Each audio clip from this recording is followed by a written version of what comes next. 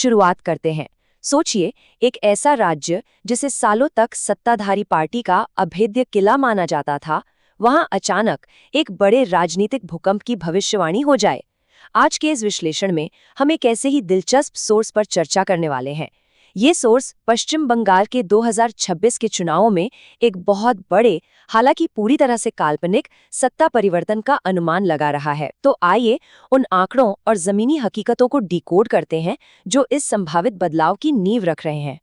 इस पूरे प्रोजेक्शन के कौन, कहां और क्यों को समझने के लिए हम अपनी चर्चा को इन 5 मुख्य हिस्सों में बांटेंगे। पहला, एक राजनीतिक सुनामी। दूसरा, महिला वोट और सुरक्षा। तीसरा, क्षेत्रीय बदलाव। चौथा, अर्थव्यवस्था और मजदूर। और अंत में आगे की राह।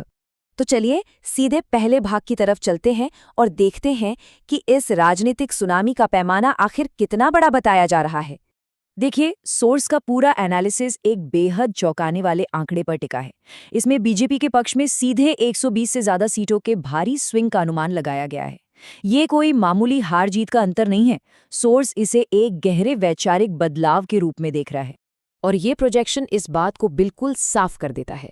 ध्यान दीजिए, बीजेपी छलांग लगाकर लगभग 200 सीटों तक पहुंचती हुई दिखाई गई है और उनका वोट शेयर करीब 48% तक पहुंचने का अनुमान है। वहीं दूसरी ओर सत्ताधारी टीएमसी 100 से भी नीचे सिमटती हुई नजर आ रही है। ये आंकड़े साफ बताते हैं कि सोर्स किस स्तर के बदलाव की बात कर रहा है। अब आइए दूसरे भाग पर चलते हैं और समझते हैं कि सत्ता विरोधी लहर में महिलाओं की सुरक्षा और उनके वोट ने क्या भूमिका निभाई। सोर्स एक बहुत ही शक्तिशाली और गहरी भावना को उजागर करता है। अगर सिस्टम विफल हो जाए तो खुद सिस्टम बन जाओ। दरअसल आरजी कर अस्पताल और संदेश खाली जैसी दर्दनाक घटनाओं का हवाला देते हुए एनालिसिस बताता है कि कैसे महिलाओं के मन में असुरक्षा की गहरी भावना बैठ गई और सुरक्षा की इस बुनियादी जरूरत ने बाकी सभी सरकारी वित्तीय योजनाओं को पीछे छोड़ दिया। इस बदलाव को सिर्फ आंकड़ों में नहीं बल्कि एक मानवीय चेहरे के जरिए भी समझाया गया है। सोर्स रत्ना देवनाथ की ओर इशारा करता है, जो कोई राजनेता नहीं बल्कि आरजी कर पीड़िता की मां हैं। एनालिसिस का अनुमान है कि वे पानीहाटी सीट से 20,000 से अधिक वोटों के भारी अंतर से जीत हासिल करती हैं। ये इस बात का प्रतीक है कि जब बात सुरक्षा की आती है तो आम लोग खुद सिस्टम को बदलने के लिए खड़े हो जाते हैं। चलिए अब तीसरे भाग की ओर बढ़ते हैं। ये हिस्सा बहुत दिलचस्प है क्योंकि ये दिखाता है कि राज्य का नया चुनावी और सामाजिक तानाबाना कैसे बदल रहा है। अगर हम उत्तर और दक्षिण बंगाल को देखें तो दोनों में भौगोलिक दूरियां बहुत हैं, लेकिन सोर्स के मुताबिक दोनों अलग अलग शिकायतों के साथ एक साथ आ रहे हैं। उत्तर बंगाल में जहां लोग लंबे समय से विकास की कमी और उपेक्षा महसूस कर रहे थे, वहीं दक्षिण बंगाल कुशासन और स्थानीय सिंडिकेट राज से तंग आ चुका था।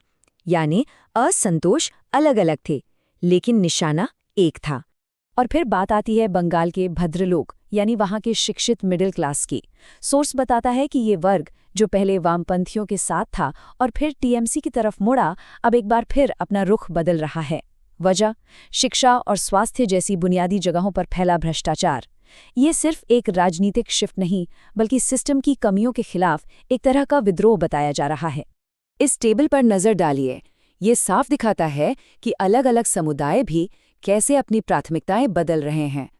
मुस्लिम युवा अब केवल जज्बातों की बजाय आधुनिक शिक्षा और नौकरियां मांग रहे हैं। मतुआ, नामशूद्र और राजवंशी जैसे समुदाय अपने अधिकारों की लड़ाई लड़ रहे हैं और ओबीसी वर्ग सिस्टम से बाहर रखे जाने के खिलाफ आवाज उठा रहा है।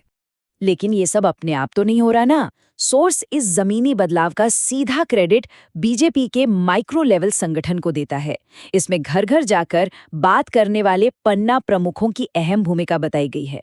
सबसे बड़ी बात ये रही कि उन्होंने उस राजनीतिक डर के माहौल को तोड़ने का काम किया ताकि लोग बेखौफ होकर पोलिंग बूथ तक जा सकें।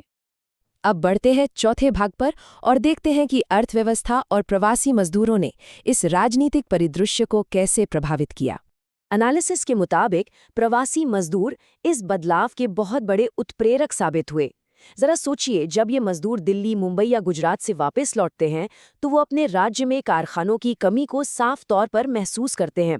उनके लिए ये चुनाव सिर्फ वोट डालना नहीं बल्कि अपने ही राज्य में डबल इंजन सरकार के जरिए काम पाने और सम्मान से जीने की एक मांग बन गया।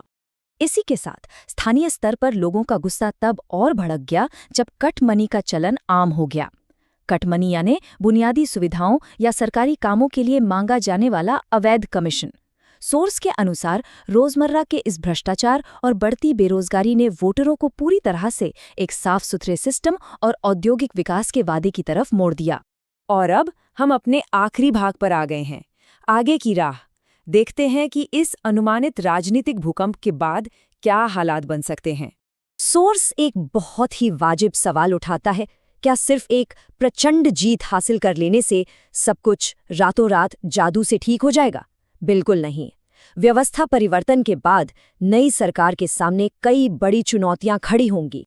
इस विश्लेषण में बताया गया है कि नई सरकार को पहाड़ों जैसी बाधाओं का सामना करना पड़ेगा, जैसे कि राज्य की अर्थव्यवस्था और बंद पड़े कारखानों को फिर से शुरू करना, गहराई तक फैले सिंडिकेट राज और भ्रष्टाचार की जड़ों को काटना, कानून व्यवस्था सुधार कर जनता का विश्वास वापस जीतना और सबसे अहम, शिक्षा के क्षेत्र में बड़े सुधार करना। हम आज के इस विश्लेषण को इस आखिरी लेकिन बेहद अहम सवाल के साथ खत्म करते हैं। सोर्स हमें याद दिलाता है कि ममता बनर्जी एक ऐसी नेत्री रही हैं जो अक्सर बेहद ताकतवर विरोधियों से लड़कर वापस लौटी हैं। तो क्या ये सच में उनके राजनीतिक किले का अंतिम पतन है या बंगाल की राजनीति में एक नए अध्याय की महज शुरुआत? खैर, ये तो भविष्य ही बताएगा, लेकिन इस प्रोजेक्शन ने चर्चा को यकीनन एक नया मोड़ दे दिया है। हमारे इस विश्लेषण में शामिल होने के लिए बहुत बहुत धन्यवाद।